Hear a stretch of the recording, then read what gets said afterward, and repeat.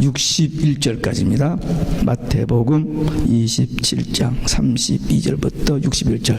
좀 양이 많습니다만은, 왜냐면은 지금 이 말씀하고 그 다음에 다음 주일이 부활주일인데, 부활주일에 맞는 설교를 해야지 부활주일을 지나서 또 다시 이 부분을 저기에서 한 3주 정도 해야 할 설교를 그냥 압축해서 요약해서 오늘 하고, 다음 주 이제 부활, 이번 주는 고난주간 그 말씀하고 또 부활주일 설교하기 위해서 조금 양을 많이 잡았습니다.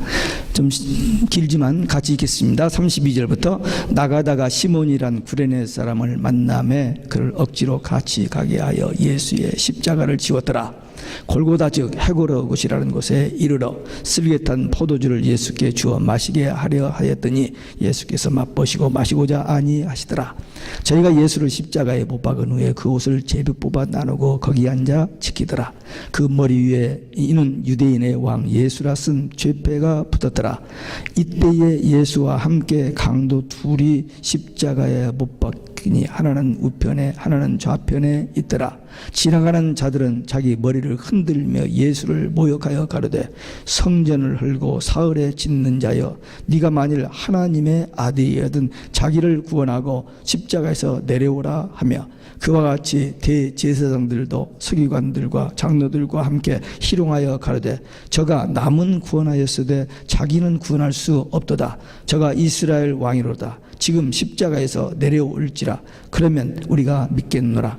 저가 하나님을 신뢰하니 하나님이 저를 기뻐하시면 이제 구원하실지라. 제 말이 나는 하나님의 아들이라 하였도다 하며 함께 십자가에 못 박힌 강도들도 이와 같이 욕하더라. 제 6시로부터 온 땅에 어둠이 임하여 제 9시까지 계속 가더니 제 9시 즈음에 예수께서 크게 소리질러 가라사대 엘리 엘리 라바 사막다니 하시니 이는 곧 나의 하나님 나의 하나님 어찌하여 나를 버리셨나이까 하는 뜻이라. 거기 섰던 자 중 어떤 이들이 듣고 가로되 이 사람이 엘리야를 부른다 하고, 그 중에 한 사람이 곧 달려가서 해용을 가지고 신 포도주를 머금게 하여 갈대에 꿰어 마시우거늘 그 남은 사람들이 가로되 가만두어라. 엘리야가 와서 저를 구원하나 보자 하더라. 예수께서 다시 크게 소리 지르고 영원히 떠나가시니 이에 성소의 휘장이 위로부터 아래까지 찢어져 둘이 되고 땅이 진동하여 바위가 터지고 무덤들이 열리며 자던 성도들의 몸이 많이 일어나되 예수의 부활 후에 저희가 무덤에서 나와서 거룩한 성에 들어가 많은 사람에게 보이니라.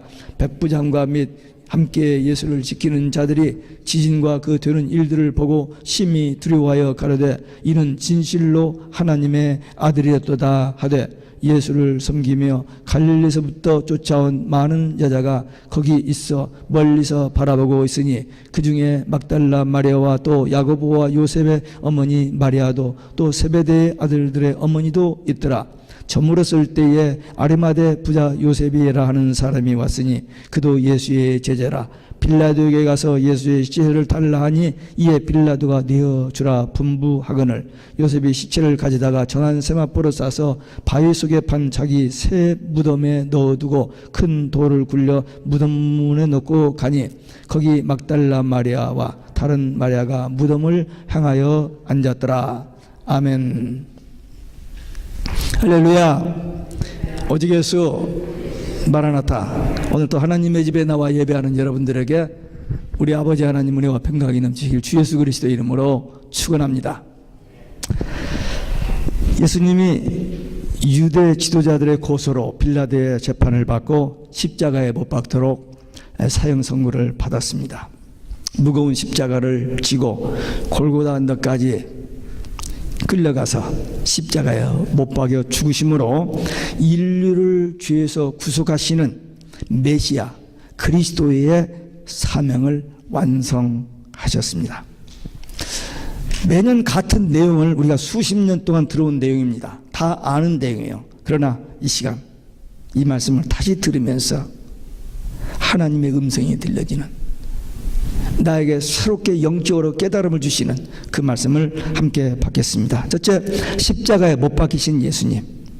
예수님은 해골 같은 그 지역, 히브리 말로는 골고다, 라틴어로 갈보리라는 곳에서 십자가에 달려 죽으셨습니다. 죄 없으신 하나님의 아들 예수님이 가시관을 쓰고 얼굴에 피투성이가 되고 온몸에는 가죽줄로 매맞은 그 자국 내고 그 무거운 십자가를 지고 사람들 있는 그 사이로 이렇게 지나갈 때 사람들이 비웃고 조롱하는 그 수치, 그 고통, 다 우리를 위해서 지셨다는 사실을 꼭 기억해야 됩니다. 예수님이 형틀이 너무 무거워서 쓰러지셨을 때 마침 지나가던 구레네 사람 이디오피아 시몬이라는 사람이 억지로 그 형틀을 지고 가게 됩니다. 그는 당시에 참 억울하게 강제로 그 치욕스러운 십자가를 지고 사람들 앞에 조롱거리가 되다시피 해서 지나가게 됩니다. 근데 후에 바로 그 십자가가, 그 예수님이 지신 십자가가 인류를 구속하기 위하여 지신, 우리 대신 지신 십자가라는 사실을 알고 주님의 그 고난에 동참한 그것을 영광인 것으로 깨닫게 됩니다. 예수님께 쓰리개 탄 포도주를 마시게 할 때 예수님께서 마시지를 않았습니다. 그 쓰리개 탄 포도주는 마취제입니다. 예수님께서 그 고통을 끝까지 이겨내신 것입니다. 우리를 위해서.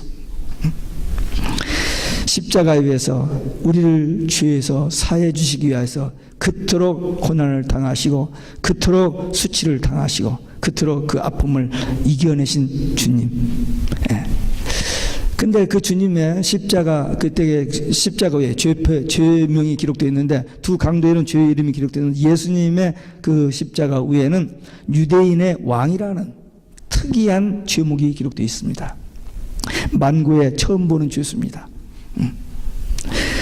놀라운 것은 요한복음 19장 20절에 보면은 그 명패가 그 유대인의 왕이라는 말이 히브리어, 로마어, 헬라어 3개국어로 기록됐다 합니다. 히브리어는 종교를 대표하는 언어고, 로마는 법률과 정치를 대표하는 언어고, 그 다음에 라틴어는 예술과 문화와 철학을 대표하는 그런 언어입니다. 그러므로 이 3개 언어로 예수님이 유대인의 왕이라고 쓴 것은 곧 예수님이 인류를 구속하시기 위해서 십자가에 죽으신 메시아이심을 세계 만방에 알리는 사건이었습니다. 그리고 하나님께서 그 복음을 온 세상에 전하기 위해서 섭리하시고 역사하셨던 것을 알게 됩니다. 예수님이 십자가에 달리실 때 두 명의 강도가 옆에 함께 달렸습니다. 하나는 예수님을 조롱하고 비웃었습니다. 근데 우편에 있는 강도는 주여 당신의 나라에 임하실 때 나를 기억하소서. 그랬더니 예수님께서 오늘 내가 나와 함께 낙원에 있으리라, 그런 선언을 하셨습니다. 이 말씀 속에 놀라운 비밀이 들어있습니다. 누구든지 어떤 죄를 짓든지 간에 깨닫고 회개하면, 예수 믿으면 구원받고 천국이 갑니다.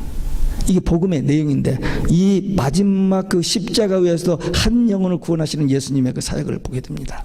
또 특별히 낙원이라는 말이 나오는데, 우리 성경을 통해서 우리가 깨닫는 진리는 뭐냐면, 모든 사람이 이 세상에 살다가 이제 죽으면은 우리 육은 땅에 묻히고 믿는 성도들은 영혼만 천국에 갑니다. 그 영혼이 뭐냐? 예수 믿음으로 거듭난 영입니다. 영혼이 사는 영혼이요. 근데 그 영혼이 천국에 가요. 그 다음에 주님이 재림하시게 되면은 우리 영과 육이 하나 되어서 첫째 부활, 천년 왕국에 들어갑니다. 부활한 우리들이 하나님의 나라, 회복된 낙원에 들어간다는 그 말입니다. 이 부분에 대해서 많은 사람들이 막연하게 어렴풋이 이렇게 알고 있는데, 우리는 여기에서 분명히 알아야 됩니다. 정확하게. 왜? 우리의 최종의 목표가 바로 천국이기 때문입니다. 오늘 내가 나와 함께 낙원에 이르리라.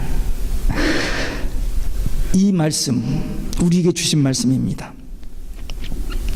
마땅히 죄로 인하여 멸망받을 우리가 예수님 믿고 회개해서 구원받아 하나님 나라에 가게 되는, 예수님께서 강도에게 오늘 내가 나와 함께 낙원에 있으리라고 하시는 이 선언을 받은 우리들은 구원의 확신 가지고 오직 예수 신앙으로 끝까지 달려갈 길을 달려가야 될 줄로 믿습니다. 두 번째, 숨을 거두신 예수님. 첫 번째는 십자가에 못 박히셨고, 두 번째는 이제 숨을 거두신 예수님.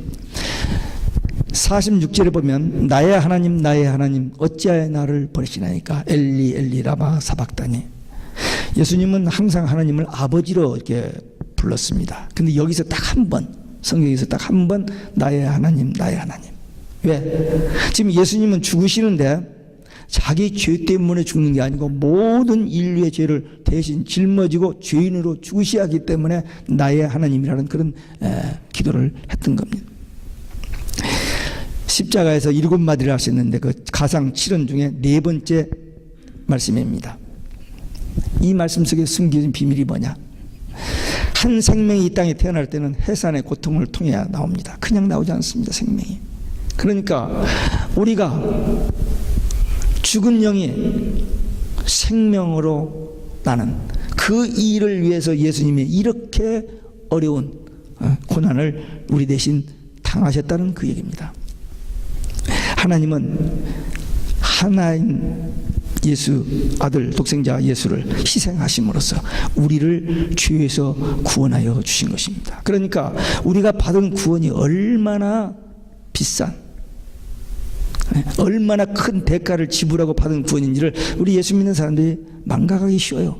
그 구원, 나 예수 믿었으니까 구원 받아서 그냥 지나가는, 그냥 감동도 없이 의미도 없이 해버리고 마는데, 우리가 받은 구원은 엄청난 대가를 지불하고 받은 구원입니다. 그래서 그 구원의 은혜에 대해서 감격, 기쁨, 그 감사가 항상 있어야 돼요. 우리가 일생을 살다가 합니다. 뭐죠? 다시 사는 거. 그 윤회 없습니다. 한 번 살다가 갑니다. 누구든지 태어나고 한 번 죽는 건 정한 이치인데 그 일생 중에 한 가지 사건이 있어요. 그건 뭐냐? 복음을 듣고 예수를 믿고 거듭나면 중생하면 하나님의 영이 우리 안에, 예수의 생명이 우리 안에, 그 사건이 일어난 사람은 천국, 그 사건이 없는 사람은 그냥 편안하게 좋게 착하게 부자로 잘 먹고 잘 살다가 그냥 가는 것은 지옥, 그겁니다. 그러니까 우리 일생 속에 이 사건이 있었느냐 없었느냐 이거죠. 이 사건이 바로 하나님의 일이요, 하나님의 소원이요, 하나님의 뜻입니다. 하나님에게 우리가 관심 가진 건 딱 한 가지 이거예요. 누구든지 예수 믿고 구원 받고 천국 가는 거. 우리는 예수 믿고 구원 받았습니다. 이제 그 말씀에 아멘이 되는 사람이 있고 속으로 글쎄 난 어떻게 됐나 헤매는 사람이 있을 수 있어요. 또 구원 받았음에도 불구하고 조금 좀 수줍어서 말을 잘 못 듣는 사람이 있을 수 있습니다. 그러나 분명히 우리는 이거 한 가지, 세상 것 아무리 많은 일을 하고 대단한 일을 했고 뭐 유명하다 할지라도 이것이 해결되지 않았다면 불쌍한 인생입니다. 그러나 이 문제만 해결됐다면 세상 사람들이 조금 이렇게 룩다운하고 좀 무시를 하고 좀 뭐 별거 없어 보여도 우리는 최고로 부유한 사람, 최고로 행복한 사람, 최고로 복된 사람입니다. 우리 신앙생활 왜 하죠? 우리 스스로 해결할 수 있는 죄 문제, 그 우리에게 예배된 그 천국, 그것 때문에 우리 신앙생활은, 이 이야기를 교회 생활하면서 수십 번 수백 번 들었을 겁니다. 근데 그것은 교회 가면 의뢰에 듣는 소리로 끝나버리는 사람이 있어요. 근데 이 소리가 아니라 이걸 하나님의 음성으로 듣고 속에서부터 마음으로 아멘하는 사람이 있습니다. 그게 다릅니다. 하나님은 모든 사람에게 일반 은총을 주셨어요. 햇빛, 닷빛, 해, 뭐 모든 자연 다 똑같이 주셨어요. 근데 한 가지 특별 은총을 주셨어요. 예수 믿고 구원받고 천국 가는, 이것은 믿음으로 아멘으로 받는 사람에게만 주어지는 하나님의 선물입니다. 이게 예수님의 십자가를 통해서 이루어진 사건입니다. 예수님이 그 고난을 받으시면서 하나님의 뜻에 복종하시고 죽으심으로 이 구원이 우리에게 선물로 주셨습니다. 그러니까 이 은혜는 절대 잊으면 안 돼요. 구원 받았다 감사하다가 해놓고는 까마득히 잊어버리고 그냥 그 눈앞에 전개되는 세상에만 그냥 정신없이 살다가 가버리면 안 돼요. 날마다. 아니 목사님은 할 일 없으니까 그러지만 우리는 바빠요. 그러신 분들 있죠. 아무리 바빠도 사업을 안 해도 직장생활을 안 해도 이 문제는 해결돼요. 이 문제 해결됐으면 그 믿음 가지고 직장생활도 하고 사업도 하고 다 해요. 저 할 일 없는 사람 같아 보여요? 저 굉장히 바쁜 사람입니다. 지금 제가 눈이 안 보여요. 여러분들이 지금 잘.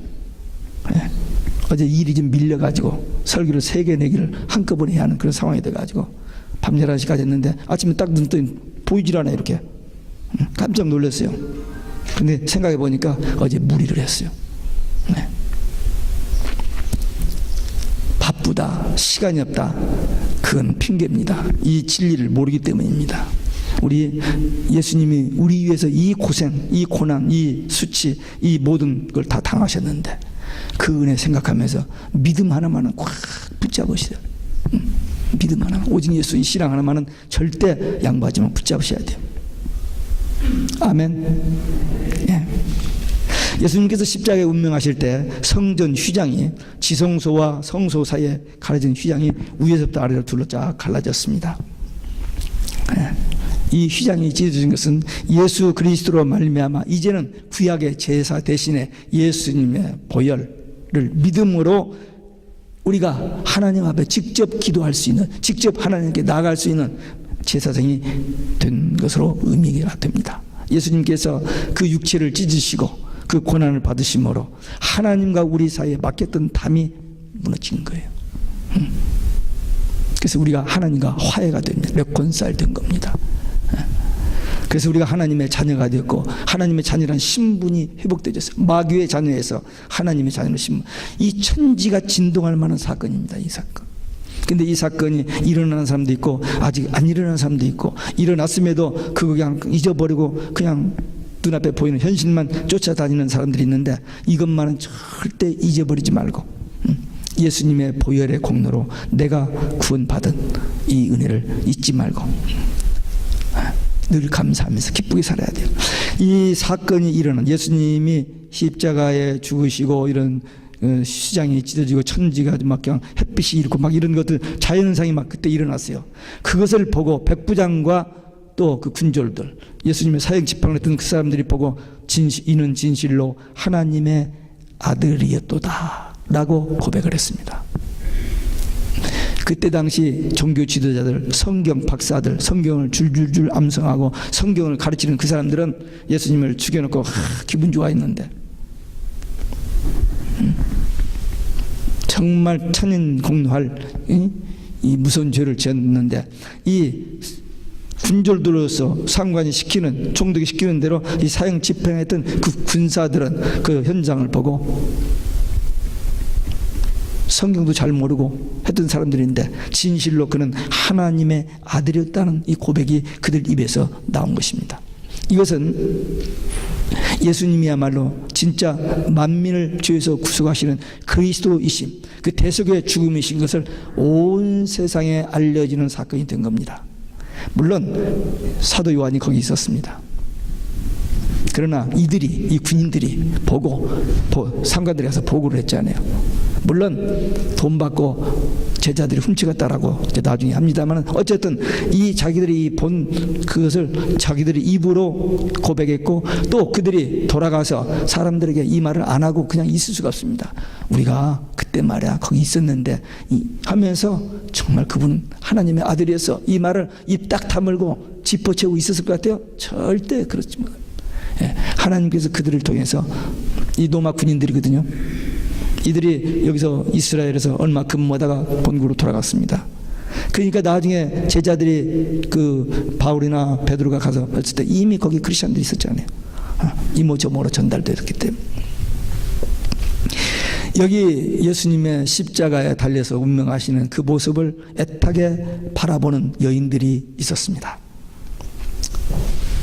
오랫동안 주님을 따라다니면서 섬기는, 예수님과 그 12제자가 다닐 때 그냥 금식하면서 다니는 게 아니잖아요. 먹고 막 하는데 그런 일을 보이지 않게 자기의 물질, 자기의 시간, 모든 정성을 다해서 이 서포트하고 보이지 않게 사역, 하나님의 일을 했던 여인들입니다. 그들이 마지막 그 예수님 십자가에 못 박혀 죽으시면 거기까지 온 거예요. 그 잘난 제자들은 다 도망가 버리고, 여자들은 그때 당시 사람 숫자에도 들어가지 않았잖아요. 오늘날은 막 인권이 너무 강해가지고 거꾸로 돼가지고 여자가 남자보다 더 세지는 세상이 되어버렸습니다만, 이때 당시는 여자는 아주 그냥 이렇게 룩다운하는 그런 세상이었는데, 그 잘난 사람들 다 가고 없는 그때 그 마지막 거기까지 가서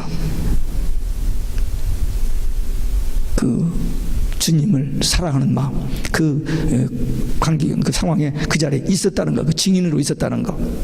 그들은 거기서 보았고, 부활의 사건을 보았기 때문에 담대하게 예수님의 복음을 제일 먼저 전한 자들이 여자들이잖아요. 하나님은 약한 자를 들어서 강하게 쓰시는 그런 묘한, 정말 그 신기한 비밀이 거기 있습니다. 우리는 이 여인들처럼 이 사도 요한 한 사람, 요한, 난 참 요한을 너무 좋아해요. 요한. 또 특별히 계시록을 이분이 받아서 전해주셨잖아요. 그래서 저는 2006년도에 그 반모섬에 가서 요한이 누워서 계시받았던 그 동굴, 그게 일생 잊혀지질 않아요. 너무 감동이 됐습니다. 그 요한, 그리고 이 여자분들. 우리도 어떤 위기가 하고 어떤 정말 상황이 오더라도 정말 이렇게 끝까지 예수님만 바라보고 따라가는 믿음의 용사들 되시기를 주 예수 그리스도의 이름으로 축원합니다. 끝으로 무덤에 장사 되신 예수님. 예수님을 따른 제자들은요, 사실 자기들의 모든 것을 버리고 따른 사람들입니다.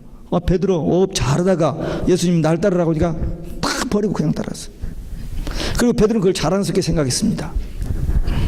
그런데 무덤까지 따라간 제자, 무덤까지 따라간 제자, 요한이 여기에 지금 십자가 앞에까지는 분명히 갔는데 예수님이 마리아를 요한에게 부탁했기 때문에 마리아를 모시고 가지 않았나 생각돼요. 그래서 여기 확실히 무덤까지 요한이 갔는가는 애매하게 지금 파악이 안 됩니다만, 적어도 아리마대 요셉하고 니고데모하고 여기 여자 몇 사람이 같이 그 무덤까지 간 것으로 그렇게 증거되고 있습니다. 예수님을 위해서 만약에 이 무덤까지, 예수님의 시체를 놓아 무덤까지 간다는 이건 상당히 위험한 일입니다. 그 지금 종교 지도자들 눈에 불을 켜고 있는데 가서 예수님 시체를 달라고 자기들이 뭐 한다.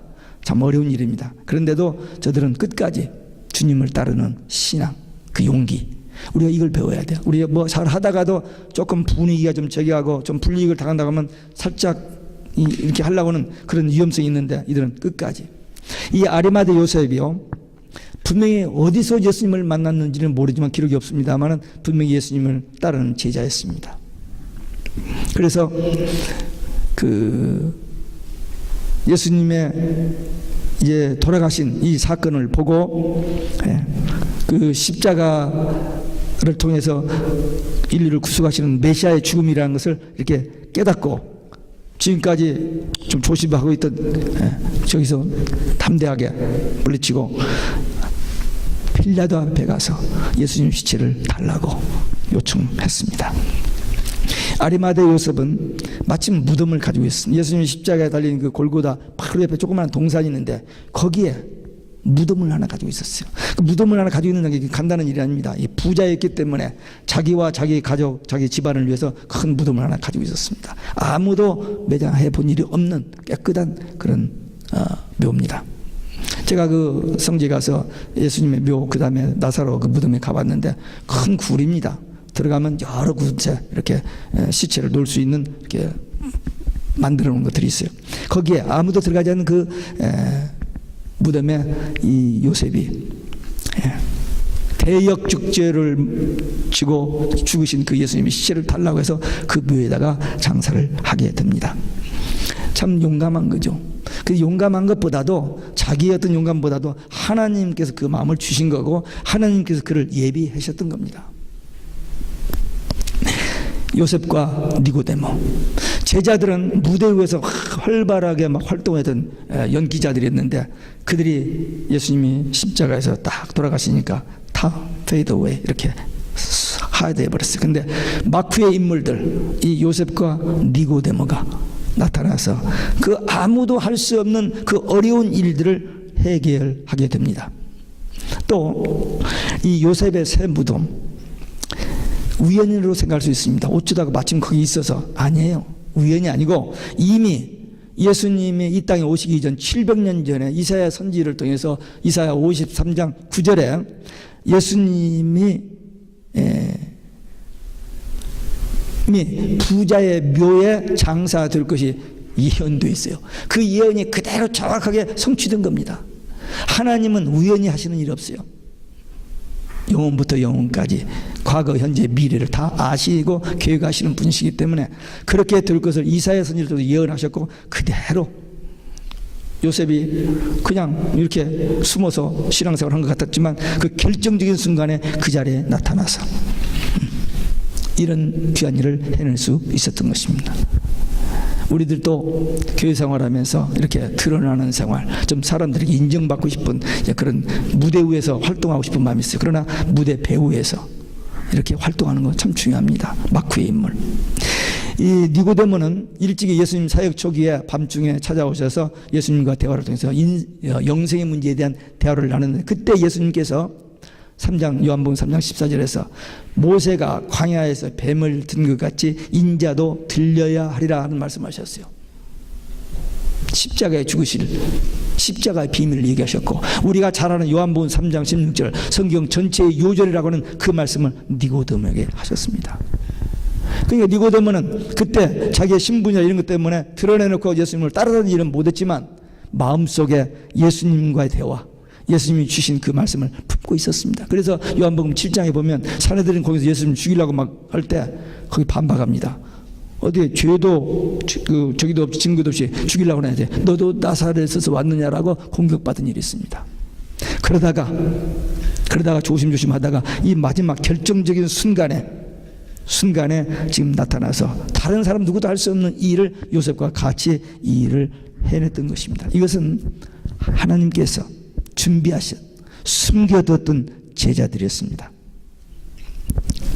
종말에 대환란 때에 교회가 핍박을 당하고 어려움을 당할 때 하나님께서 예비하신 곳, 그곳에 독수리의 날개로 안아다가 거기서 보호하시고 양육하신다는 약속이 있습니다. 그러니까 우리는 두려워할 필요가 없어요. 하나님은 다 미리 다 준비하고 계획하시고 그대로 이루어 주십니다. 니고데모는 예수님이 유대인의 왕 메시아로서 십자가에 못 박히실 것을 확신하고 모략과 침향과 세마포로 사서 왕의 장례 법대로 장례를 치르게 됩니다. 니고데모가 준비한 향료는 단순히 그가 부자였기 때문이 아니라 주님을 사랑하는 마음, 그 표현이었고 그 모습이었습니다.